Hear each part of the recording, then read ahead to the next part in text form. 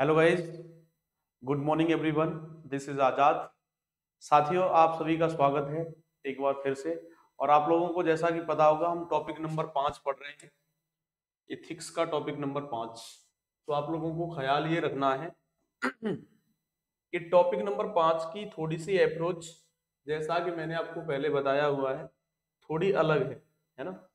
और अलग में आपको क्या ध्यान रखना है, समझ लीजिए पहले थोड़ा सा।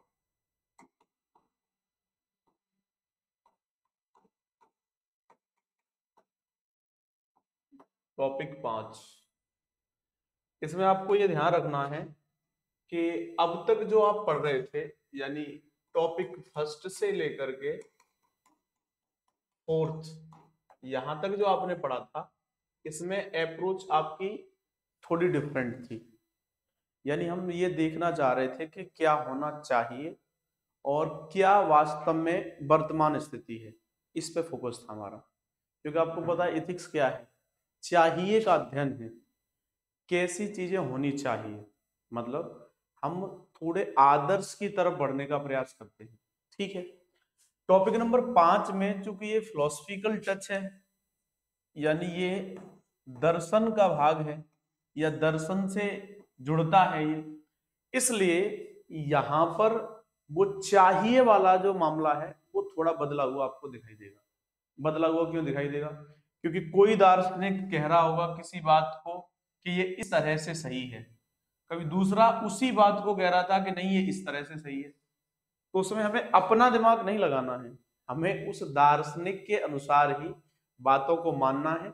और हाँ, तुरंत उसका नाम भी कोट कर देना है, जिससे आपके ऊपर इसका कोई नेगेटिव इम्पैक्ट ना पड़े। मान लीजिए फॉर एग्जाम्पल, जैसे फॉर एग्जाम्पल हम अरिस्टोटल को लें।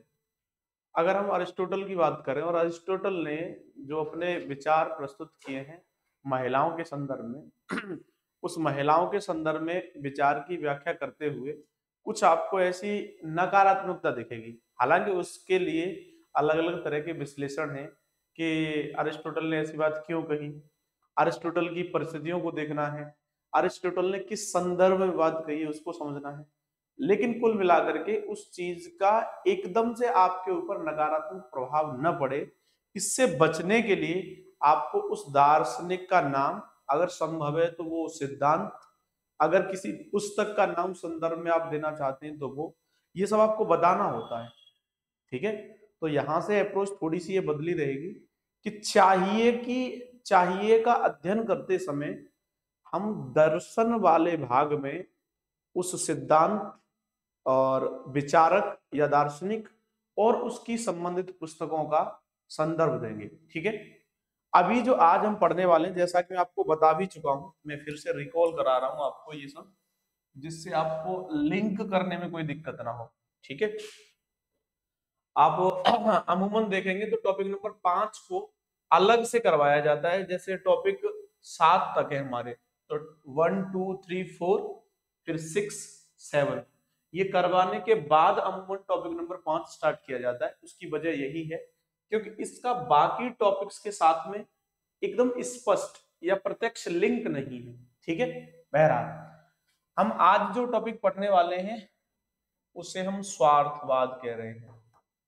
स्वार्थवाद, क्या कह रहे हैं? स्वार्थवाद। तो आपको ये बात ध्यान रखनी है कि वास्तव में स्वार्थवाद का क्या कोई लिंक बनता है? तो जी हाँ, लिंक तो बनता है स्वार्थवाद का। देखिए, स्वार्थवाद का लिंक इस तरह से बनता है क्योंकि एक स्वार्थवाद होता है जिसकी परिधि में केवल व्यक्ति स्वयं आता है। स्वयं परिधि में क्या आता है? स्वयं। कभी कभी स्वयं स्वयं वो अपना परिवार आ जाता है। कभी कभी क्या आता है? स्वयं या अपना परिवार आ जाता है। कभी कभी ये परिवार से और आगे बढ़कर व्यापक दिखाई देता है हमें, है ना। लेकिन है क्या ये? स्वार्थवादी है, परिधि के आधार पर। तो हम यहाँ विश्लेषण करते समय या मूल्यांकन करते समय ये देख लेते हैं कि व्यक्ति स्वार्थी होकर कार्य कर रहा है, अर्थात प्रथम दृष्टया हम स्वार्थी होकर कार्य करने वाले को सिर्फ गलत ही साबित करते हैं। तो क्या स्वार्थी होना सदैव गलत है, या कुछ एक मामलों में स्वार्थी होना भी अच्छा हो सकता है?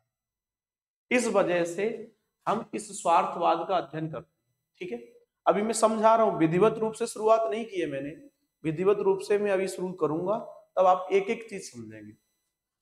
दूसरी बात परिणाम, दूसरी बात परिणाम। आप ये समझते हैं हमेशा कि स्वार्थवाद या स्वार्थवाद को फॉलो करने वाला स्वार्थी व्यक्ति, जो स्वार्थवाद को आधार मान करके कार्य कर रहा है, वो व्यक्ति सदैव ही गलत परिणाम देगा, है ना। और ये गलत किसके संदर्भ में हम बात कर रहे हैं? दूसरों के संदर्भ में या समाज के संदर्भ में, कि ये क्या करेगा? गलत ही रिजल्ट देगा, ऐसा हम देखते हैं। कभी कभी हम ये देखते हैं कि स्वार्थ का परिणाम बाकियों से तटस्थ होता है, तटस्थ होता है। लेकिन हमें यह भी देखना होता है कि एक व्यक्ति स्वार्थी है, उसके स्वार्थी होने से न सिर्फ उसके स्वयं के स्तर पर, न सिर्फ स्वयं के स्तर पर लाभ होगा, बल्कि वह बाकी सार्वजनिक स्तर पर भी मूल्यांकन करने पर हमें लाभकारी दिखाई देगा, सार्वजनिक स्तर पर। बहरहाल ये सारी कहानी आप अभी लिंक कर पाएंगे जब हम इस टॉपिक को पूरा पढ़ेंगे विधिवत रूप से। ठीक है, तो अब हम आगे बढ़ते हैं और इसका अध्ययन स्टार्ट करते हैं। एक और बात जो मैं आपको बताना चाह रहा था, स्वार्थवाद। एक और बात ये जो मैं आपको बताना चाह रहा हूं कि फिलॉसफी के जो भी टॉपिक आएंगे उनको आप ये सोचो कि 2 मिनट में पढ़ करके समझ जाओगे तो नहीं समझ पाओगे, थोड़ा आपको समय देना पड़ेगा और उस टॉपिक को कनेक्ट करते हुए लास्ट तक जाओगे, तब आपको लगेगा कि पहली बात भी हमारी एकदम स्पष्ट हो गई है। ठीक है, तो इसलिए थोड़ा सा इतना रखिए। और हाँ, जहां भी जो भी दिक्कत हो मैं पॉज लूंगा और पॉज लेकर के आप लोगों से पूछूंगा, तो आप मुझे बताइएगा कमेंट करके कि हाँ ये समस्या है इस जगह पर, तो फिर मैं उस जगह को और ज्यादा एक्सप्लेन कर दूंगा। अभी तो मैं ये ध्यान में रख रहा हूं कि सिलेबस के अकॉर्डिंग हमें कितनी आवश्यकता है मैं उतना डिलीवर कर रहा हूं, लेकिन कोई जगह ऐसी होगी जिस जगह पर आपको और ज्यादा व्यापक स्तर पर समझाने की जरूरत है या इधर उधर से कुछ एग्जाम्पल देने की जरूरत है, तो मैं आपको उसी के अनुसार कुछ एग्जाम्पल भी दूंगा। ठीक है, तो बहरहाल हम बात करते हैं स्वार्थवाद क्या है। हमारे पठन पाठन का तरीका क्या है कि सबसे पहले हम ये देख लेते हैं किसी टॉपिक में हमें कौन कौन से डायमेंशन है जिन पर बात करनी है। तो स्वार्थवाद क्या है? पहली बात, स्वार्थवाद के समर्थक, स्वार्थवाद के समर्थक कौन कौन है हमें ये देखना है। फिर स्वार्थवाद का वर्गीकरण देखना है, वर्गीकरण, क्लासिफिकेशन, है ना। और इसके बाद आपको वर्गीकरण के बाद समझना ये होगा कि इसका सुखवाद से संबंध बनता है या नहीं बनता है। सुखवाद से संबंध, सुखवाद से, सुखवाद से संबंध, सुखवाद से संबंध। और इसके अतिरिक्त अंत में हम देखेंगे सावधानियां, सावधानियां। ठीक है, तो इतने डायमेंशन हमें इस टॉपिक के लेने हैं। तो सबसे पहले हम देखते हैं स्वार्थवाद क्या है। क्या है? जब भी आपसे पूछा जाए ऐसा प्रश्न, तब आपको बिल्कुल सामान्य भाषा में बताना है कि स्वहित केंद्रवाद ही सामान्यतः स्वार्थवाद है, या सामान्यतः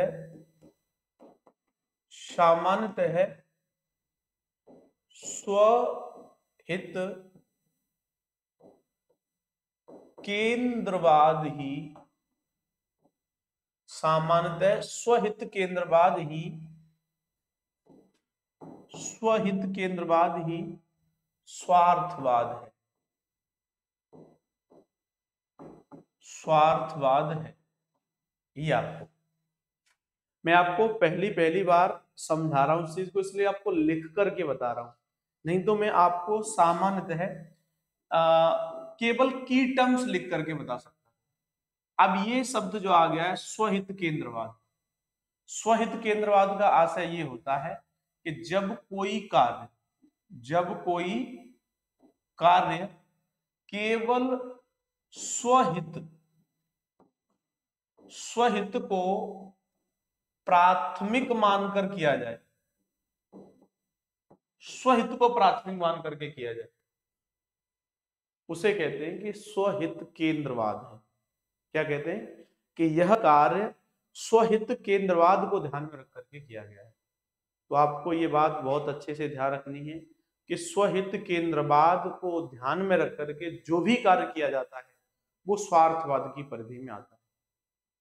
अब आपको मजे की बात मैं ये बताऊंगा आपको लगता होगा कभी कभार कि सर एक व्यक्ति है जो मुझसे निस्वार्थ भाव से जुड़ा है, या मेरे जीवन में कुछ लोग ऐसे हैं जो मुझसे निस्वार्थ भाव से प्रेम करते हैं, लगाव रखते हैं, तो थोड़ी देर के बाद आपकी ये गलतफहमी दूर हो जाएगी कि दुनिया में कोई भी ऐसा नहीं है जो आपसे निस्वार्थ या बिना स्वार्थ के जुड़ा हो या बिना स्वार्थ के आपकी सहायता कर रहा हो। हर व्यक्ति का अपना स्वार्थ निहित होता है लगभग, ये बात आपको ध्यान रखनी है, ठीक है। हाँ, आपने कभी इस नजरिए से देखा नहीं है, इस वजह से आपको लगता है कि नहीं, कुछ लोग ऐसे हैं जो घोर स्वार्थी हैं, कुछ ऐसे हैं जो कम स्वार्थी हैं, कुछ ऐसे हैं जो निस्वार्थ भाव से जुड़े हुए हैं। लेकिन बस मजे की बात यह है कि जिनको आपने घोर स्वार्थी समझा है, क्या वो उतने घोर स्वार्थी हैं, ये समझने के बाद आपको पता चलेगा। कुछ लोग जिनको आप कह रहे हो कि वो बिना स्वार्थ के मुझसे जुड़े हैं, क्या वो सचमुच बिना स्वार्थ के आपसे जुड़े हैं? इन्हीं बातों को आप समझेंगे इस टॉपिक के अंतर्गत, और फिर आप अपना एक अलग माइंडसेट बनाएंगे। मैं आपको पहले बता रहा हूं, इस टॉपिक को पढ़ने के पहले का आपका माइंडसेट क्या है ये आपको पता है। अब ये टॉपिक पढ़ लेंगे उसके बाद आपका माइंडसेट क्या होगा ये भी आपको पता लग जाएगा। तो खैर, आपको ये बात पता लग गई कि सामान्यतः स्वहित केंद्रवादी स्वार्थवाद है। सामान्य शब्दों में हम इस बात को ऐसे कह सकते हैं, लेकिन व्यापक स्तर पर यह परिभाषा भी बदलती जाएगी, परिभाषित होती जाएगी, तो इसलिए आपको इसके बारे में ज्यादा दिमाग नहीं लगाना है अभी, ठीक है। अब हम चलते हैं कि इसके समर्थक कौन कौन है, क्योंकि दूसरी बात जो थी हम पढ़ने वाले थे वर्गीकरण में, हमने देखा कि और कौन कौन सी बातें हैं, तो समर्थक, तो ठीक है समर्थकों की बात कर लेते हैं। समर्थक कौन कौन से हैं, तो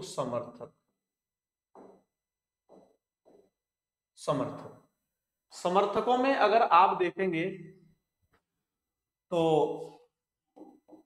भारत में और पश्चिम में यानी भारतीय दर्शन में और पश्चिमी दर्शन में समर्थक आप देख रहे हैं स्वार्थवाद के। तो यहां हमें दो प्रमुख रूप से देखने को मिलते हैं। पहले हैं चारवाक, पहले कौन है चारवाक, और दूसरे हैं हीन यानी बौद्ध, हीन यानी बौद्ध। अब आपके जहन में अब तक बौद्ध धर्म तो ऐसा लग रहा होगा आपको कि सर अरे वो तो बड़ा कठोर धर्म है और वो स्वार्थ की बात कहाँ करता होगा, तो अभी आप समझेंगे। तो फिलहाल आपको भारतीय दर्शन में चारवाक और हीन यानी बौद्ध, इन दो को समझना है। पश्चिमी दर्शन में आपको समझना है अरिस्टिपस,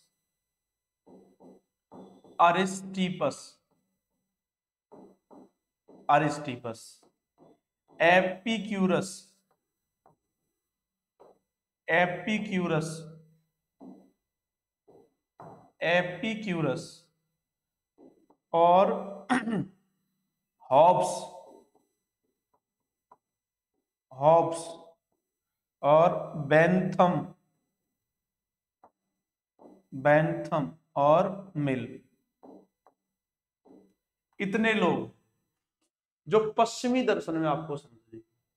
अच्छा, अगर हम पढ़ रहे होते दर्शन तो हम अरिस्टिपस के दर्शन को पूरे को पढ़ते, फिर उसमें एक पक्ष के रूप में हमें ये दिखाई देता तो हम वहां पढ़ रहे होते। लेकिन हमारी अभी केंद्रीय महत्ता किसको दी जानी है? स्वार्थवाद को। तो स्वार्थवाद में जो जो आ रहे हैं समर्थक, उन सबका थोड़ा थोड़ा जिक्र करेंगे। हम अरिस्टिपस को डिटेल में नहीं पढ़ेंगे। अरिस्टिपस के बहुत सारे सिद्धांत हो सकते हैं, एपिक्यूरस के भी बहुत सारे सिद्धांत हो सकते हैं, सेम हॉब्स के, बेंथम और मिल के।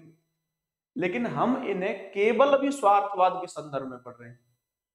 पढ़ते समय एक बात ये और ध्यान रखनी है सिविल सर्विसेज एग्जाम के लिए, कि हमें कितनी जरूरत है उस चीज को डिसाइड करना है पहले। नहीं, हिंदी मीडियम के साथ एक बड़ी प्रॉब्लम ये है कि हमें जो आता है उसको हम एकदम उड़ेल देते हैं। नहीं, उतना नहीं, हमें पढ़ने के साथ सीमित, सेलेक्टेड पढ़ना भी जरूरी है। ठीक है, तो Aristippus, Epicurus, Hobbes, Bentham, Mill. तो Epicurus, Hobbes, Thomas Hobbes, Bentham, Jeremy Bentham और मिल। मिल नाम के दो व्यक्ति हैं, तो आपको बहुत घबराना नहीं है। एक मिल है जिनका नाम है जेम्स मिल, और दूसरे उन्हीं के सुपुत्र हैं जिनका नाम है जॉन स्टुअर्ट मिल। दोनों का नाम जेएस मिल से ही आपको मिलेगा, लेकिन एक जेम्स मिल है और दूसरे जेएस मिल, यानी जॉन स्टुअर्ट मिल। तो हम यहाँ जो बात कर रहे हैं वो जॉन स्टुअर्ट मिल की बात कर रहे हैं, जेरेमी बेंथम और जॉन स्टुअर्ट मिल।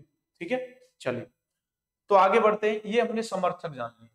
अब समर्थक के बाद हम देखेंगे, तो हमने एक और कौन सी हेडिंग लगाई थी? वर्गीकरण, स्वार्थवाद का वर्गीकरण। तो ठीक है, वर्गीकरण देख लेते हैं। वर्गीकरण, वर्गीकरण है ना, क्लासिफिकेशन ऑफ ईगोइज्म। तो वर्गीकरण में आप देखेंगे तो कितने भागों में हम इसका वर्गीकरण कर सकते हैं। तो सामान्यतः हम इसे दो भागों में वर्गीकृत करके देख सकते हैं। दो भाग कौन कौन से हो सकते हैं? एक हो सकता है मनोवैज्ञानिक, मनोवैज्ञानिक, मनोवैज्ञानिक स्वार्थवाद, मनोवैज्ञानिक स्वार्थवाद। और दूसरा हो सकता है नैतिक स्वार्थवाद, नैतिक स्वार्थवाद। ये दो भागों में हम वर्गीकरण कर सकते हैं, मनोवैज्ञानिक स्वार्थवाद और नैतिक स्वार्थवाद। ठीक है, तो मनोवैज्ञानिक स्वार्थवाद क्या होता है और फिर नैतिक स्वार्थवाद क्या होता है, इन दोनों को भी समझ लेते हैं। तो देखिए, एक तरफ हम लिख लेते हैं मनोवैज्ञानिक स्वार्थवाद, मनोवैज्ञानिक स्वार्थवाद, और दूसरी तरफ लिख लेते हैं नैतिक स्वार्थवाद,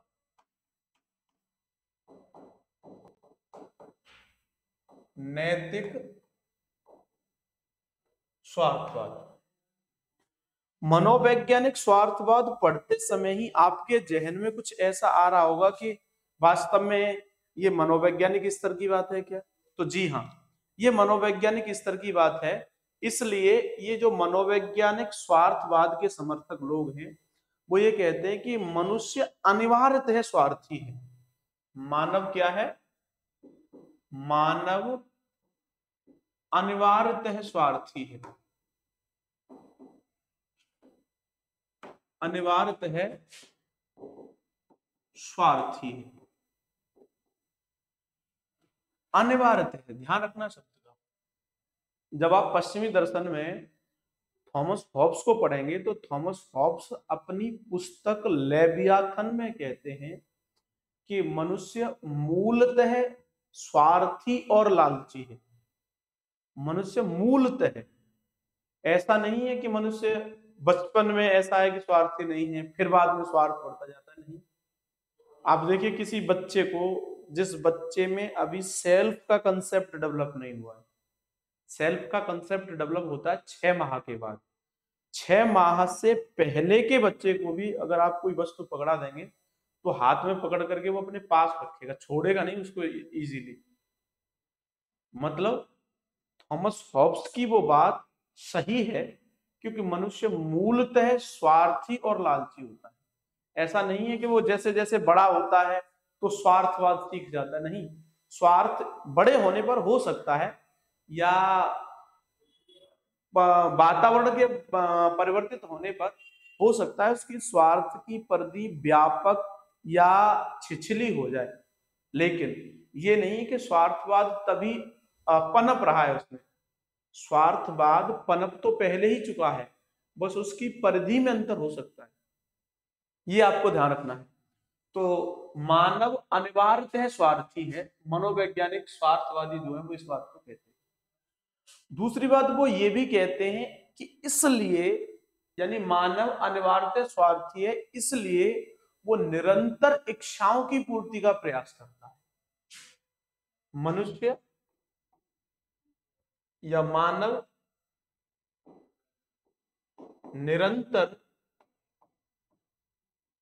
निरंतर इच्छाओं की पूर्ति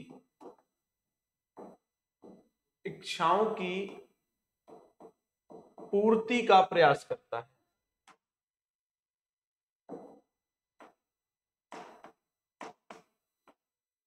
निरंतर इच्छाओं की पूर्ति का प्रयास करता है और वो इच्छाओं को पूरा करना चाहता है, क्योंकि उसको पता है कि इच्छाओं की पूर्ति से सुख की प्राप्ति होती है।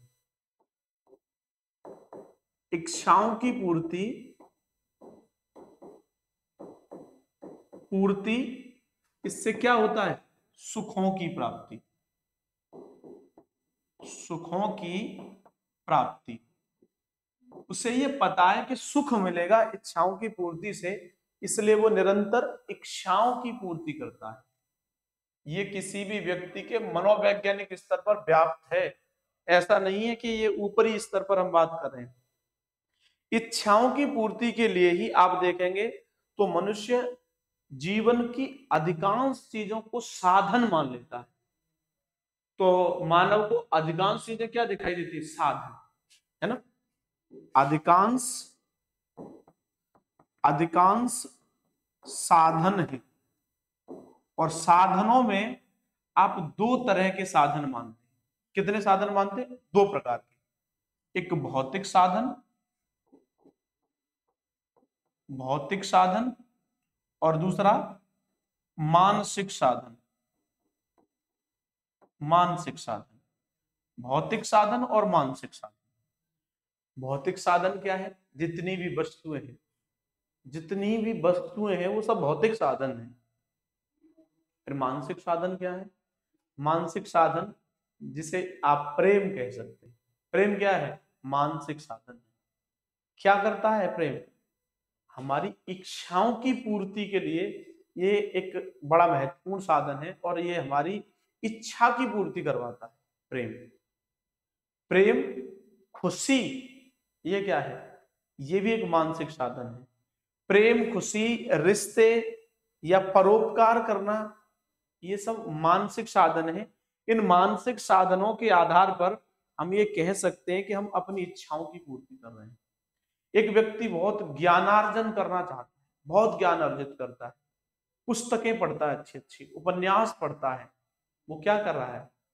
वास्तव में अपने मानसिक स्तर पर इच्छाओं की पूर्ति कर रहा है।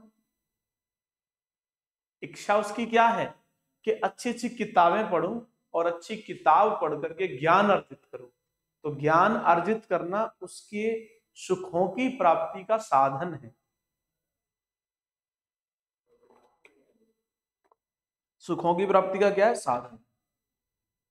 एक व्यक्ति ऐसा है जिसने वैराग्य धारण कर लिया है, त्याग कर रहा है, बहुत ज्यादा त्यागी है, तो वो त्यागी व्यक्ति क्या कर रहा है? वो भी मानसिक स्तर पर सुखों की प्राप्ति कर रहा है। कुल मिलाकर के सब अपने अपने स्वार्थ में लगे हुए हैं, अपने सुखों की प्राप्ति के लिए काम कर रहे हैं, अर्थात स्वार्थी। एक और मजे की बात, आपने देखा होगा कि माँ जो है, बहुत एक्सट्रीम एग्जांपल, माँ जो है अपने बच्चे को जब वो टॉयलेट कर लेता है तो सूखी जगह में सुला देती है। खुद जब वो उसके पास संसाधन नहीं होते हैं या विकल्प नहीं होता है तो उस टॉयलेट की जगह पर खुद सो जाती है, लेकिन बच्चे को सूखी जगह पर सुला देती है, यानी अच्छी जगह पर सुला देती है।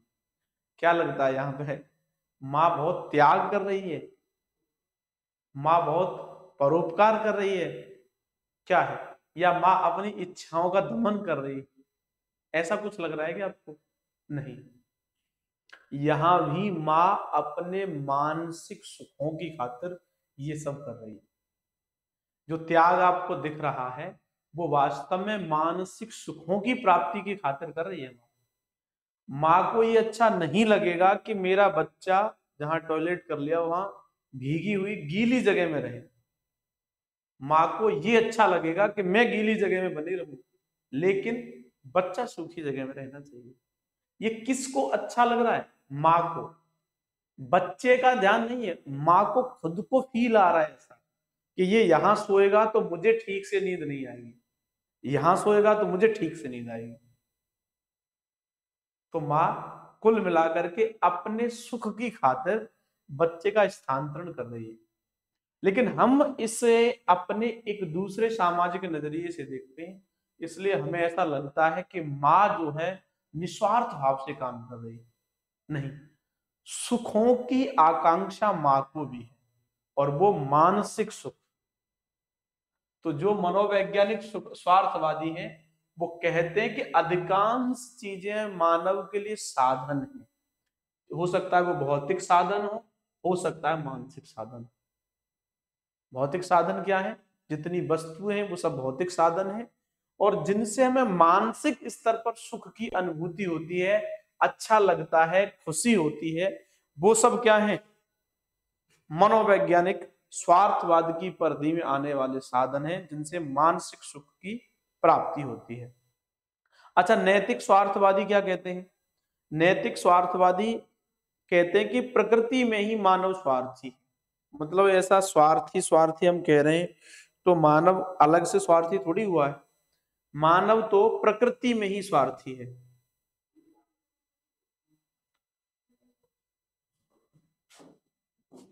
मानव प्रकृति प्रकृति में ही स्वार्थी है। मानव प्रकृति में ही स्वार्थी है, ठीक है। इसलिए ये जो नैतिक स्वार्थवादी हैं ये कहते हैं कि व्यक्ति को स्वयं के कल्याण के लिए, स्वयं की भलाई के लिए स्वार्थी होना ही चाहिए। किसके लिए? कल्याण,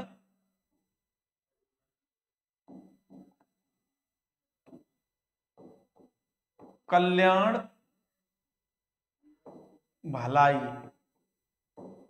लेकिन किसकी? स्वयं की।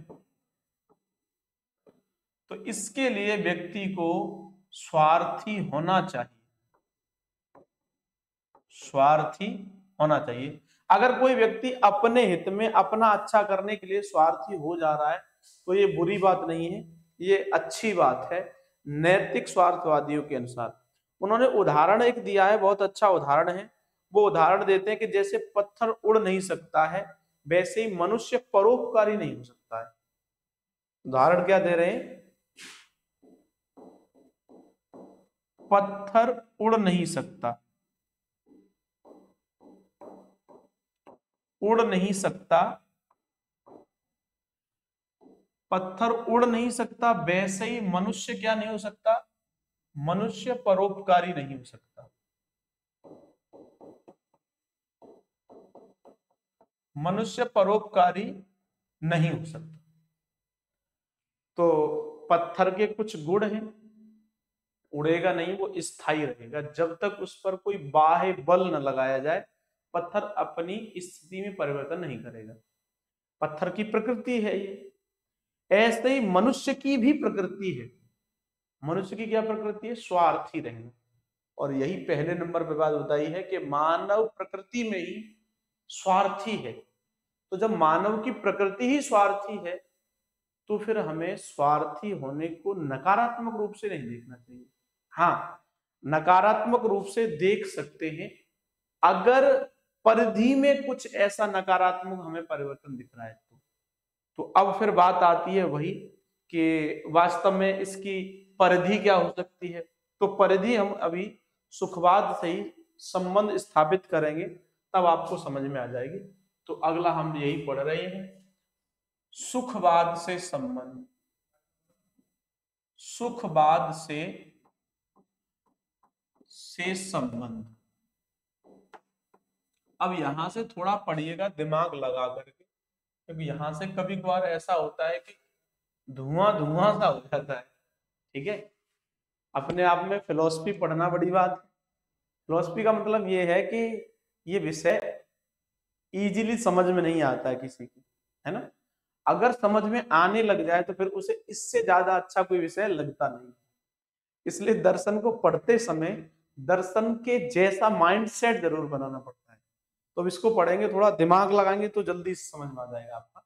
हाँ, तो सुखवाद से संबंध, कैसे सुखवाद से संबंध स्थापित हो सकता है। तो देखिए, पहले स्तर पर हम देख रहे हैं मात्रात्मक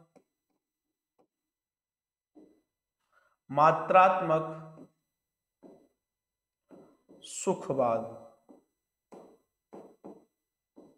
मात्रात्मक सुखवाद।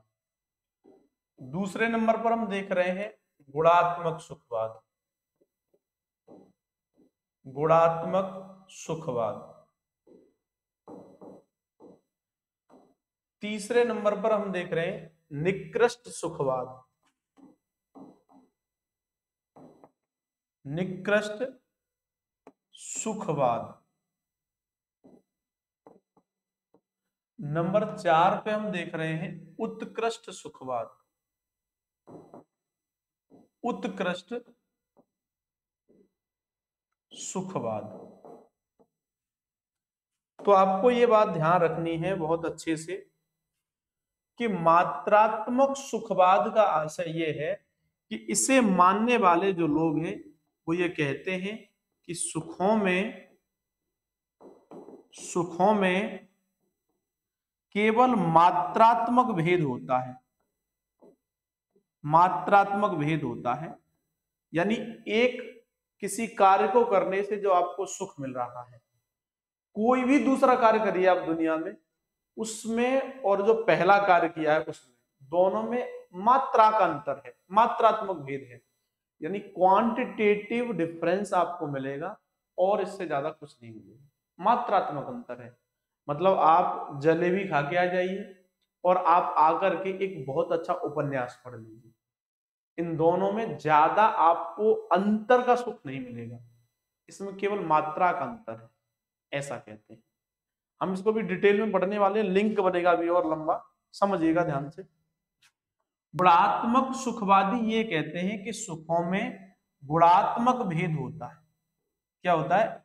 गुणात्मक भेद, गुणात्मक अंतर होता है। अर्थात अगर एक व्यक्ति स्वयं भोजन कर रहा है और कई दिनों के भूखे व्यक्ति को अपने भोजन का आधा भोजन करा रहा है, तो अपने भोजन करने में और दूसरे को भोजन कराने में मात्रा का नहीं बल्कि गुणात्मक भेद हमें देखने को मिलता है। यानी क्वांटिटेटिव डिफरेंस नहीं है बल्कि क्वालिटेटिव डिफरेंस है। अगर जो अभी हम बात कर रहे थे, माँ का एग्जांपल लिया था, माँ अगर नॉर्मली सो रही है तो उसको जो सुख मिल रहा है, और दूसरी तरफ अपने बच्चे को जो कि भूखा है कई दिनों से और एक ही रोटी है, खुद नहीं खाती है, उसको खिला देती है, उसके बाद जो सुख मिल रहा है उनमें गुणात्मक भेद है, गुणात्मक अंतर है, क्वालिटी का अंतर है, केवल क्वांटिटी का अंतर नहीं है। ऐसा मानते हैं गुणात्मक सुखवादी। निकृष्ट सुखवादी क्या मानते? तो निकृष्ट सुखवादी एक बात कहते हैं कि जो भी सुख है वो केवल स्वयं के लिए होने चाहिए। निकृष्ट सुखवादी क्या कहते हैं कि सुख मिले किसको? सिर्फ हमको, अपने सुख के बारे में सोचते, अपना काम बनता और भाड़ में जाए जनता। तो ये केवल अपने सुख की बात करते हैं। इसी प्रकार अगर हम बात करें उत्कृष्ट सुखवादियों की, तो उत्कृष्ट सुखवादी कहते हैं कि नहीं, अपने साथ साथ दूसरों के भी सुख की स्वार्थ की बात करनी चाहिए तो स्वयं और स्वयं के अलावा दूसरे भी, है ना, दूसरे भी। तो अब इसको आप समझ लीजिए, अब इसको आप समझेंगे एक और अगला लिंक बना करके। तो अगला लिंक बनेगा आपका निकृष्ट स्वार्थमूलक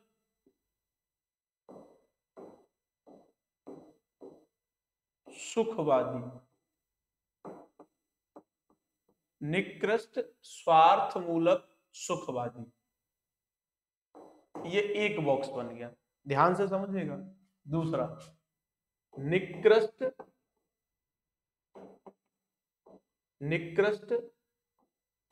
सर्वार्थमूलक सुखवादी।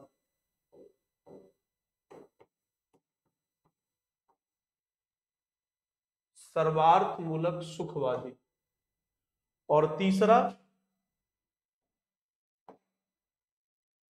उत्कृष्ट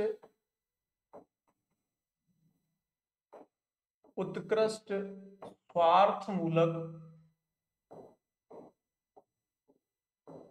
सुखवादी। उत्कृष्ट स्वार्थमूलक सुखवादी। और चौथा एवं अंतिम, उत्कृष्ट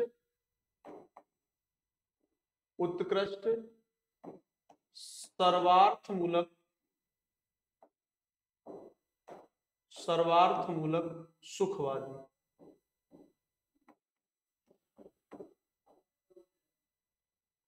ये चार भेद बन रहे हैं। जैसे अभी आपने देखा,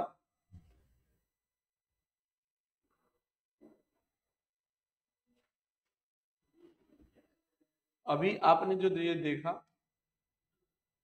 तो अब समझिए आगे की चीजों को। ये जो निकृष्ट स्वार्थमूलक सुखवादी है, ये क्या कर रहे हैं, निकृष्ट है। तो अभी अभी आपने समझा था निकृष्ट वाले क्या करते हैं, देखिए इधर, निकृष्ट वाले क्या करते हैं, स्वयं के सुखों के बारे में सोचते हैं। किसके, स्वयं के सुखों के बारे में। तो निकृष्ट स्वार्थमूलक सुखवादी जो भी होंगे वो स्वयं के सुखों के बारे में सोच रहे होंगे, स्वयं के। और स्वार्थमूलक हैं तो केवल स्वयं के यानी स्वयं के सुखों के बारे में मान रहे होंगे। और निकृष्ट है इसलिए ये क्या, मात्रात्मक अंतर को स्वीकार करते हैं, अर्थात स्वयं मात्रात्मक। तो इसका आशय ये हो रहा है कि जब हम मात्रात्मक सुखों को महसूस करें और केवल स्वयं के लिए सुखों को महसूस करें, केवल स्वयं के लिए, तो इसको हम कह सकते हैं कि निकृष्ट स्वार्थमूलक सुखवादी हैं। अब इस निकृष्ट स्वार्थमूलक सुखवादियों के समर्थकों में कौन कौन आते हैं, तो वो भी आप नाम लिख लीजिए। मैं यहां नाम लिख देता हूं, आप इस बात को समझ गए हैं। अब आप ये यहां लिख लीजिए।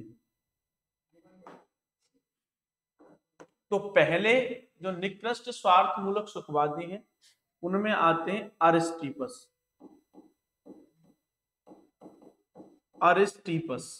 है ना। अरिस्टिपस मानते हैं कि सुखों में मात्रात्मक भेद है और सुखों में केवल अपने सुखों की बात करते हैं ये, और दूसरों के सुखों की बात नहीं करते हैं। ये बात आपको ध्यान रखनी है, ठीक है।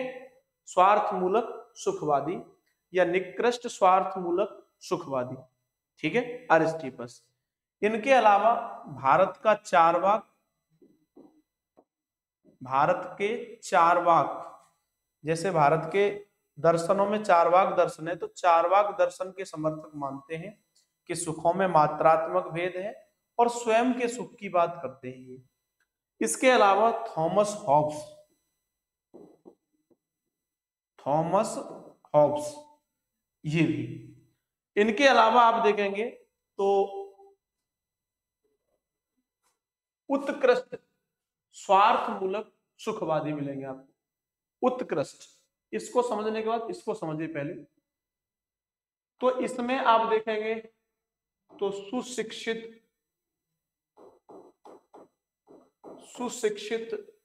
चार्वाक, यानी चार्वाकों के दो भाग हैं, एक धूर्त चार्वाक, दूसरे सुशिक्षित चार्वाक। जो जो धूर्त चार्वाक हैं वो केवल मात्रा पे, स्वार्थ पर यहां अटके रह जाते हैं, लेकिन जो सुशिक्षित चार्वाक हैं वो उत्कृष्ट सुखों की बात करते हैं। अर्थात वे कहते हैं कि सुखों में मात्रात्मक भेद नहीं है, बल्कि सुखों में गुणात्मक भेद भी है। तो सुशिक्षित चार्वाक मिल जाएंगे यहाँ एपिक्यूरस, एपिक्यूरस, ठीक है। तो ये क्या बात मान रहे हैं, जो आपको ध्यान रखना है कि सुखों में गुणात्मक भेद होता है, गुणात्मक भेद। लेकिन एक बात इनमें और इनमें दोनों में समान है, वो क्या है कि केवल स्वयं के सुख की बात करते हैं, स्वयं, दूसरों पे नहीं पहुंचते हैं। लेकिन अब देखिए आप बीच में ये, सॉरी, निकृष्ट स्वार्थ मूलक सुखवादी, निकृष्ट सर्वार्थ मूलक सुखवादी। तो निकृष्ट है, इसका मतलब क्या मान रहे होंगे, मात्रात्मक भेद मान रहे होंगे, मात्रात्मक अंतर। सुखों में कैसा अंतर है, मात्रात्मक। चाहे जलेबी खाइए, चाहे तो आप जलेबी खाइए, या आप अपनी माँ के हाथ का बना हुआ घर का भोजन करिए, जो कि आपको बहुत दिनों से नहीं मिला है, दोनों में मात्रात्मक भेद मानते हैं, ये मात्रात्मक ही भेद मानते हैं। अभी आगे जाएंगे तो वो कहेंगे कि नहीं, मात्रात्मक नहीं है, गुणात्मक भेद। तो ये मात्रात्मक भेद मानते हैं, लेकिन एक बात अब बदल गई, ये सर्वार्थ मूलक सुखवादी, ये केवल अपने सुख की बात नहीं करते हैं, ये सभी के सुखों की बात करते हैं। किसकी, सभी के सुखों की, सभी के सुखों की बात करते हैं कि हम भी खुशी रहें, हमें भी सुख मिले, दूसरों को भी सुख मिले। तो इसमें कौन आता है, तो इसमें एक व्यक्ति है जिनके बारे में आपको ध्यान रखना है, बेंथम, बेंथम, जेरेमी बेंथम। तो बेंथम आते हैं इसमें। उत्कृष्ट सर्वार्थ मूलक सुखवादियों में अगर हम बात करें तो इसमें एक व्यक्ति है जे एस मिल, जे एस मिल या जॉन स्टुअर्ट मिल, है ना। ये क्या मानते हैं, ये उत्कृष्ट है। उत्कृष्ट का मतलब सुखों में गुणात्मक अंतर है, गुणात्मक, और सुख अपने ही लिए नहीं केवल, बल्कि सभी के लिए होने चाहिए, ऐसा मानते हैं। तो अब दोनों का एक एग्जांपल लीजिए, जैसे अभी मैंने बताया माँ के हाथ का बना हुआ भोजन आपको मिला बहुत दिनों के बाद, और एक जलेबी खा रहे हैं आप, अमूमन 2-3 दिन बाद खा लेते हैं। तो अगर आप बेंथम से पूछेंगे तो बेंथम बताएंगे कि सुखों में मात्रात्मक अंतर है। इन दोनों सुखों में माँ के हाथ के भोजन को खाने के बाद जो सुख मिलेगा और जो हम 2-3 दिन बाद जलेबी खा रहे हैं उसमें जो सुख मिलेगा, ज्यादा अंतर नहीं है, मात्रा का अंतर है, बस क्वांटिटी का अंतर है।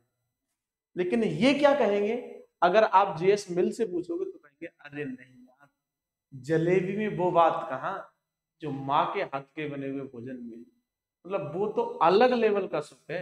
इन दोनों सुखों में क्वांटिटी का अंतर नहीं है, क्वालिटी का अंतर है, मतलब दोनों में गुणात्मक भेद है। जीएस मिल ये बात कहेंगे। तो ये आपको दोनों सेट पता चल गए कि निकृष्ट स्वार्थमूलक और उत्कृष्ट स्वार्थमूलक, निकृष्ट सर्वार्थमूलक और उत्कृष्ट सर्वार्थमूलक, ये सुखवाद से संबंध है, स्वार्थवाद का। तो अगर आप इसको नोट डाउन करना चाह रहे हैं तो कर लीजिए जल्दी से, फिर हम आगे बढ़ते हैं।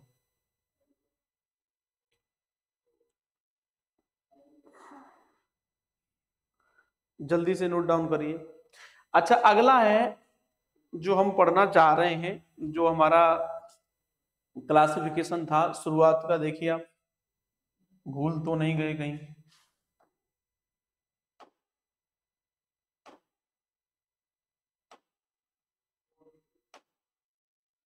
ये वर्गीकरण हो गया, सुखवाद से संबंध हो गया, सावधानियां। अब हम क्या पढ़ रहे हैं, सावधानियां।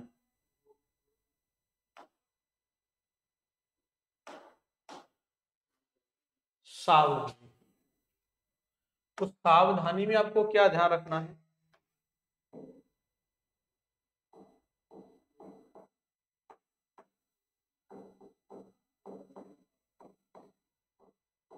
सावधानियों में क्या याद रखना है आपको?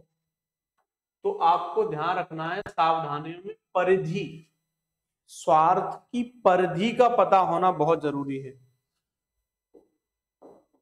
परिधि, स्वार्थ की अगर परिधि आपको नहीं ध्यान है तो फिर दिक्कत हो सकती है। दूसरी बात, अनुपात। आपको स्वार्थवाद में अनुपात पता होना चाहिए। अनुपात, इस एंगल पे आप समझेंगे अभी। इसके अलावा सावधानियों में सुखवाद से संबंध किस प्रकार का है? सुखवाद से संबंध, सुखवाद से संबंध, ये आपको बातें ध्यान रखनी है। पहली बात, आप जो परिधि की कर रहे हैं वो आपको ये ध्यान रखनी है कि परिधि दो तरह की हो सकती है, संकीर्ण, संकीर्ण और दूसरी व्यापक। संकीर्ण और व्यापक, अच्छा ये दोनों ही शब्द एक दूसरे के समानुपाती हैं। समानुपाती का मतलब सापेक्ष है, सॉरी समानुपाती नहीं, सापेक्ष है। संकीर्ण हो सकता है किसी दूसरे की तुलना में व्यापक हो, व्यापक हो सकता है किसी एक की तुलना में संकीर्ण हो। मान लीजिए परिधि में हम स्वार्थ की परिधि देख रहे हैं। एक स्वार्थ की परिधि हो सकती है मैं, केवल मेरा ही भला हो, इसकी तुलना में परिवार का भला हो, ये क्या व्यापक है।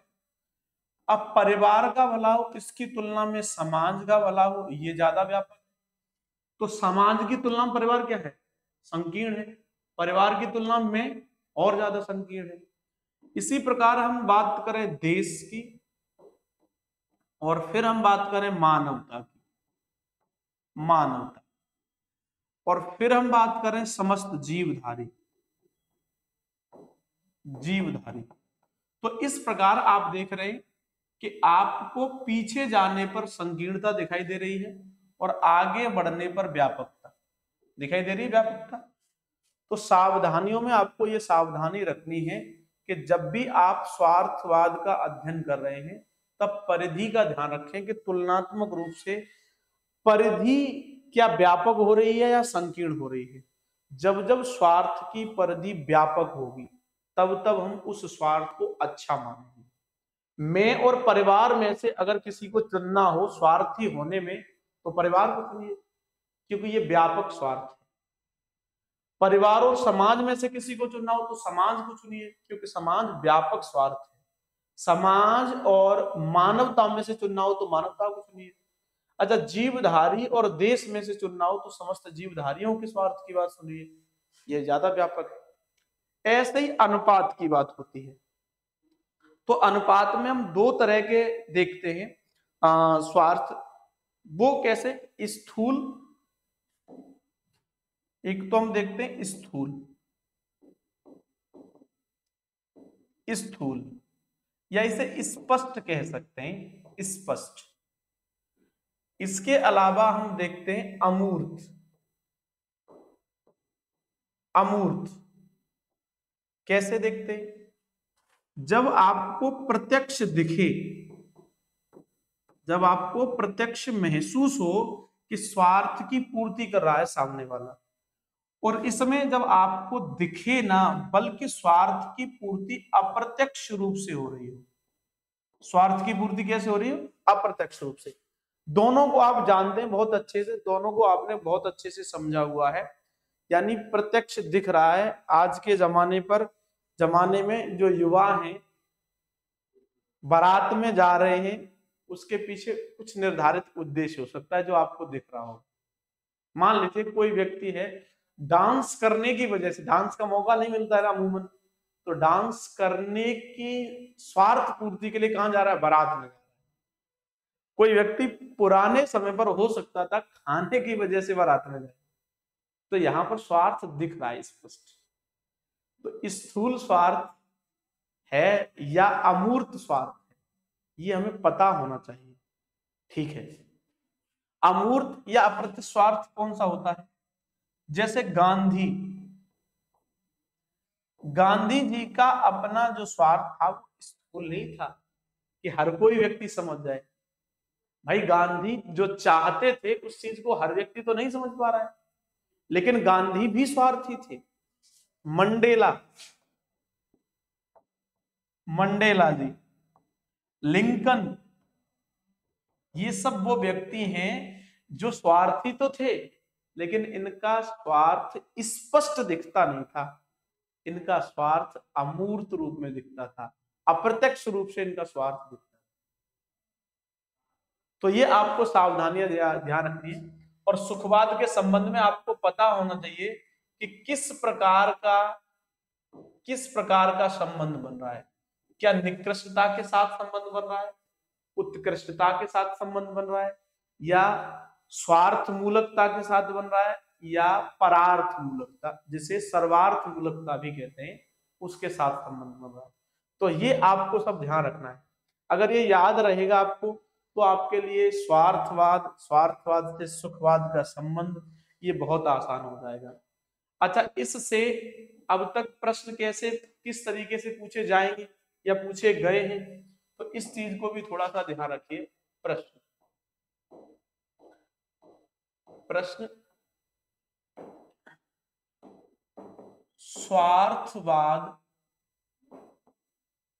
स्वार्थवाद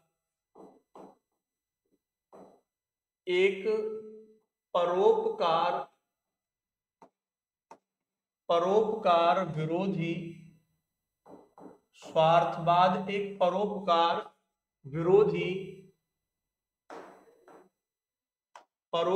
विरोधी मानसिकता है जो एक प्रशासनिक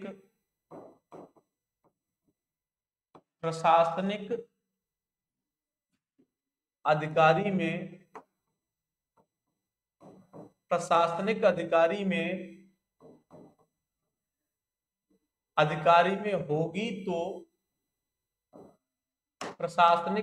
में होगी तो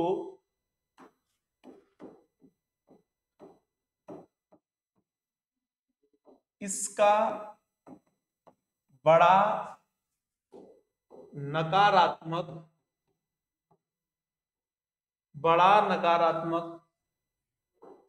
प्रभाव देखने को मिलेगा।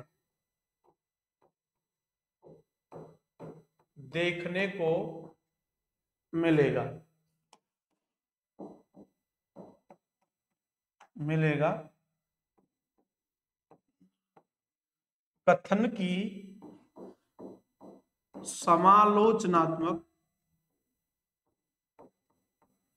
समालोचनात्मक व्याख्या